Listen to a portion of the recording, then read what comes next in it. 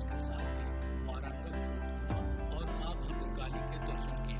अब हमारा कारवां आगे बढ़ चला है रामप्पा की ओर, यानी एक शिलानगरम की काकातीय यायावरी का ये पार्ट है, जिसे अभी मैं आप लोगों को दिखाऊंगा भी और साथ में घुमाऊंगा भी। लेकिन अगर आपने हमारे इस चैनल को सब्सक्राइब नहीं किया है तो तत्काल कर लें, और साथ ही अगर कुछ लाइक करना चाहते हैं, कोई कंटेंट पसंद आता है तो जरूर लाइक करें, छोटा सा कमेंट भी दें।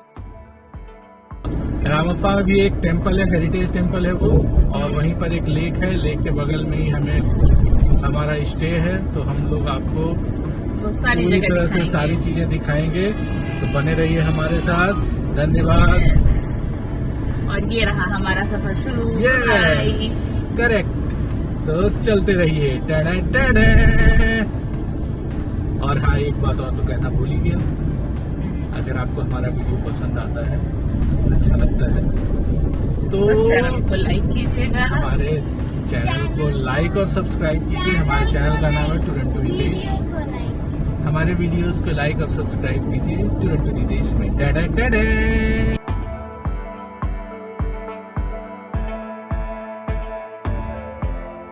लहरों पर थिरकता रामप्पा लेक किसी समुद्र के एहसास से कम नहीं था। अंधेरी रात में पंप हाउस की छीनी रोशनी और इठलाते थपेड़े आंध्र प्रदेश टूरिज्म के हरिता होटल को रिजॉर्ट की मानद उपाधि से नवाज रहे हैं। हमारी तिकड़ी कमरे में लैंड कर चुकी है।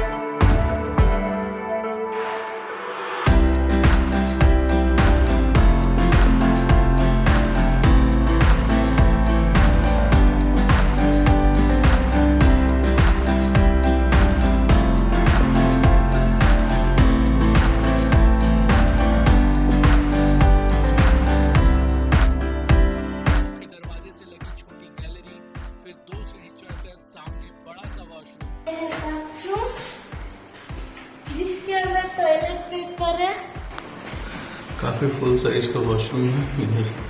और लेफ्ट में 2 सीढ़ी उतरकर यूटिलिटी एरिया, जहां से सीधी लेक की तरफ खुलती बालकनी और सेंटर टेबल के साथ 2 लिविंग सोफे हमारे तशरीफ को मखमली एहसास दिलाने के लिए लगे थे। इस लॉबी से ही सटा विशाल बेड, लेक साइड शीशे लगी बड़ी सी खिड़की और आरामदेह बिस्तर देख आधी थकान वैसे ही खत्म हो गई। पहाड़ के आखिरी छोर पर लेक किनारे बनी एक प्रॉपर्टी पैसा वसूल साबित हुई।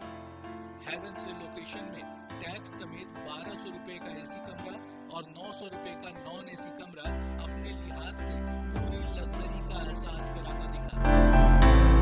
हालांकि यहाँ के रेस्टोरेंट का बंद होना आधे अरमानों पर पानी फेर गया। डिनर के नाम पर साउथ इंडियन थाली तो किसी तरह नसीब हो गई, लेकिन सुबह नाश्ते का कोई इंतजाम नहीं दिखा।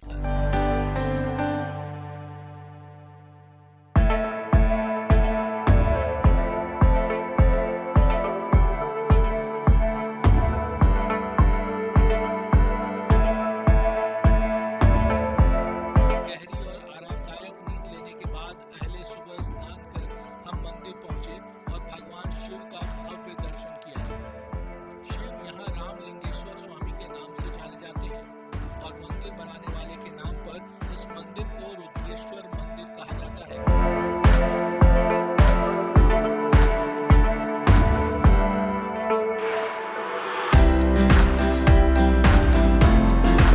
रामप्पा टेम्पल यानी रुद्रेश्वर मंदिर का निर्माण 1213 ईस्वी में काकातीय राजा गणपति देव के सेनापति त्रिचालना रुद्र ने कराया था। मंदिर का निर्माण 40 वर्षों तक चला और इसके मूर्तिकार रामप्पा के नाम पर ही इसे रामप्पा मंदिर भी कहा जाता है।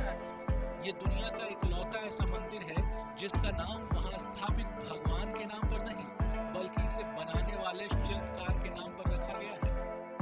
तकरीबन 6 फुट ऊंचे तारे जैसे मंच पर बने इस भव्य मंदिर को देख यूरोपीय व्यापारियों ने इसे दक्कन के मध्ययुगीन मंदिरों की आकाशगंगा का सबसे चमकीला तारा बताया था। मंदिर में काकातीय शैली की वास्तुकला, विशिष्ट मूर्तिकला की झलक साफ दिखती है। हालांकि मंदिर के कई हिस्से ध्वस्त हो चुके हैं, लेकिन इसकी दीवारें, स्तंभ और नक्काशीदार छतों को देख आप हैरत में पड़ जाएंगे।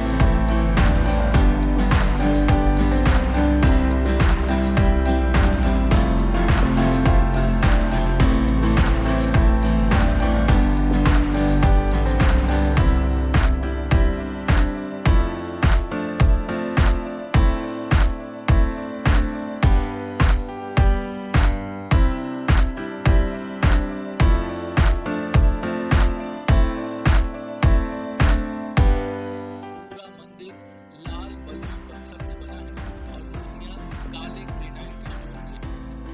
इसकी खासियत ये है कि ये काले पत्थर जितने कठोर हैं उतने ही हल्के भी।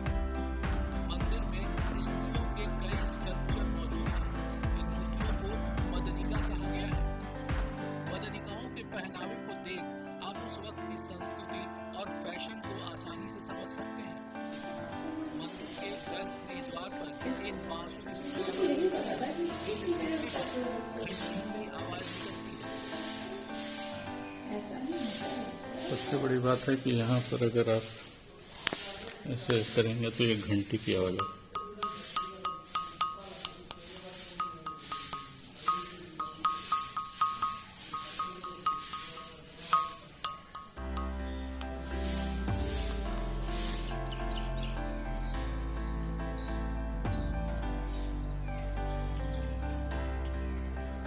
दक्षिण भारत के मंदिरों का सौंदर्य शास्त्र काकतीय साम्राज्य के विकसित स्वरूप की तस्दीक करता दिखता है।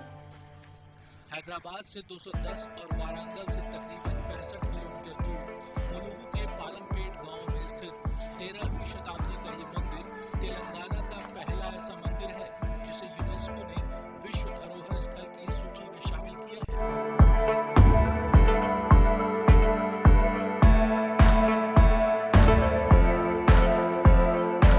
मंदिर खुलने के साथ ही वहां पहुंचने की वजह से हमें मंदिर पूरी तरह खाली ही मिला और हमारी तिकड़ी ने 2-2.5 घंटे वहीं बिताया।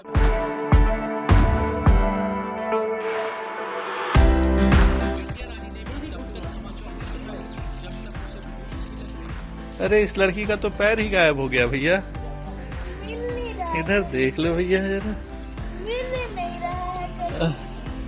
उसके बाद हम रास्ते पर निकल गए, लेकिन जल्दी से समझ आ गया कि ये चीजें भी कुछ तो करो। अरे ये कैसे क्या होगा? निकालो निकालो।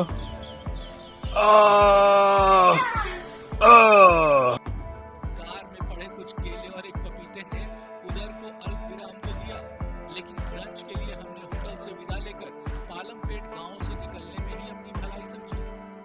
तकरीबन 12 किलोमीटर के बाद हाईवे पर दोसात्मक उपमावर्धक चाय नाश्ते ने हमें राहत दी और दिमागी सुरलहरियां फिर से तरंगित हो पाई।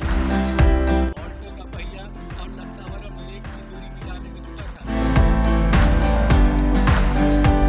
1213 ईस्वी में काकतीय राजा गणपति रुद्रदेव ने ही गोदावरी की सहायक नदी लखनावरम धारा पर 4 संगरी घाटियों को बंद कर लखनावरम लेक का निर्माण किया था।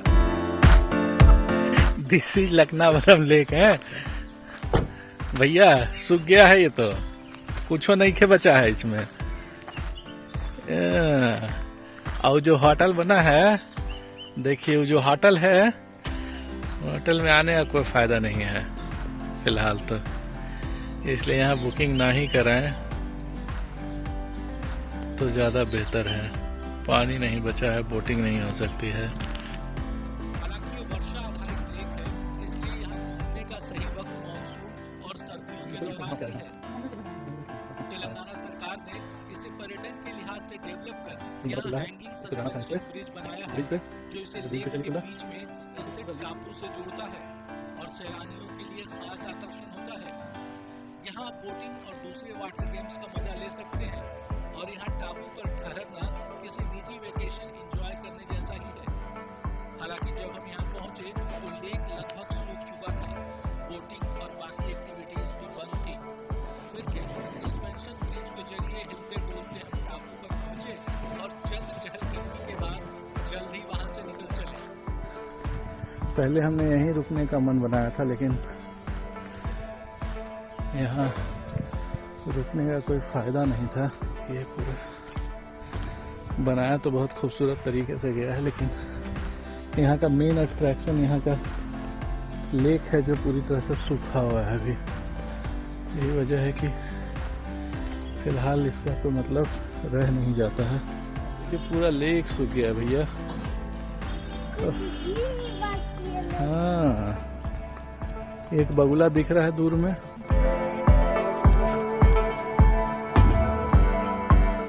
बगुला बगुला दिखा रहा हूँ भैया। ये बगुला था, ये पुल्ला है। चले।